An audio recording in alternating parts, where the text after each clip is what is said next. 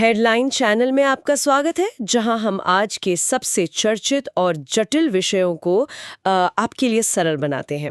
मैं हूं शिशी और मैं हूं किरण। आज हम बात कर रहे हैं आर्टिफिशियल इंटेलिजेंस यानी एआई और भारत में नौकरियों के भविष्य पर। क्या एआई हमारी नौकरियां छीन लेगा या फिर ये विकास का एक नया अवसर है? बिल्कुल।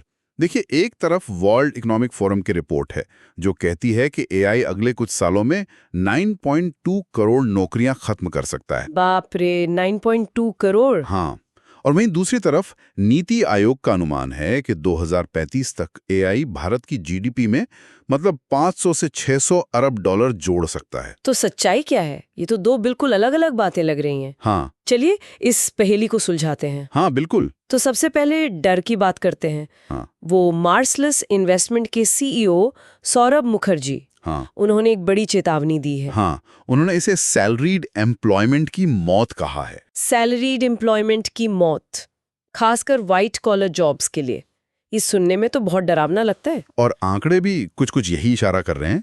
जैसे वर्ल्ड बैंक की एक रिपोर्ट है, हाँ, उसके मुताबिक दक्षिण एशिया में व्हाइट कॉलर जॉब लिस्टिंग में 20% की गिरावट आई है। 20%? और एक और बात, भारत में लगभग 50% मिलेनियल्स को यह डर है कि अगले 3 से 5 सालों में एआई की वजह से उनकी नौकरी जा सकती है। मतलब ये डर असल है? रिपोर्ट में वो 15 तरह की नौकरियों की सूची भी तो है जो तेजी से खत्म हो रही हैं। हाँ, जैसे bank teller, data entry operator, accounting clerk, वो सारे काम जो रूटीन है। तो क्या इसका मतलब यह है कि भविष्य अंधकार में है? नहीं नहीं, ऐसा नहीं है। ये तस्वीर का सिर्फ एक पहलू है। वो जो एनवीडिया के प्रमुख हैं जेनसन हुआंग, उन्होंने एक बहुत अच्छी बात कही है कि नौकरियां एआई की वजह से नहीं जाएंगी। तो फिर नौकरियां उन लोगों की वजह से जाएंगी जो एआई का इस्तेमाल करना नहीं सीखेंगे। अच्छा, तो ये नौकरियों के खत्म होने का नहीं बल्कि उनके बदलने का दौर है। बिल्कुल सही, बदलने का दौर। बदलने का मतलब ये कि पारंपरिक कॉर्पोरेट नौकरियों की जगह अब गिग इकोनॉमी ले रही है। गिग इकोनॉमी मतलब प्रोजेक्ट आधारित काम। हाँ। फिक्स्ड सैलरी की जगह प्रोजेक्ट के हिसाब से काम और स्वरोजगार, इसका चलन बहुत बढ़ेगा। एक अनुमान है कि 2030 तक भारत में गिग वर्कर्स की संख्या 2.35 करोड़ तक पहुंच जाएगी। 2 करोड़ से ज्यादा? ये तो बहुत बड़ा बदलाव है। तो फिर इस बदलाव के लिए भारत तैयारी कैसे कर रहा है? देखिए, सरकार कई कदम उठा रही है स्किल इंडिया मिशन के तहत। हाँ, मैंने भी इसके बारे में पढ़ा है। उसमें पीएमकेवीवाई जैसी योजनाएं हैं जिनमें अब एआई और रोबोटिक्स पर कोर्स शुरू किए गए हैं। अच्छा।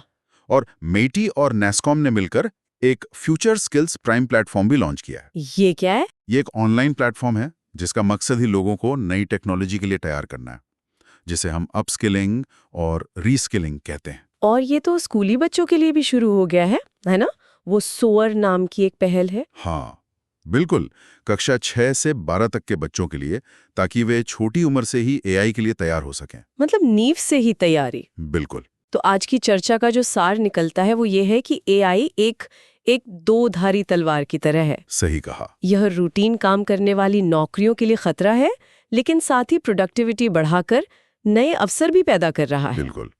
अब सफलता का मंत्र बस एक ही है, लगातार नई स्किल सीखना। हाँ, अपस्किलिंग और रीस्किलिंग। जो खुद को नहीं बदलेंगे वो पीछे छूट जाएंगे। ये हमें एक बहुत दिलचस्प सवाल पर लाकर छोड़ता है कि जब एआई हमारे सारे रूटीन काम संभाल लेगा तो कौन से इंसानी गुण जैसे रचनात्मकता या आलोचनात्मक सोच और भावनात्मक समझ नौकरी के बाजार में सबसे कीमती बन जाएंगे? ये सोचने वाली बात है। अगर आपको ये चर्चा उपयोगी लगी तो हमारे चैनल हेडलाइन को सब्सक्राइब करना न भूलें। आप हमें रिव्यू भी दे सकते हैं और हमें बता सकते हैं कि आप भविष्य में किन विषयों पर ऐसी ही सरल चर्चा चाहते हैं। धन्यवाद।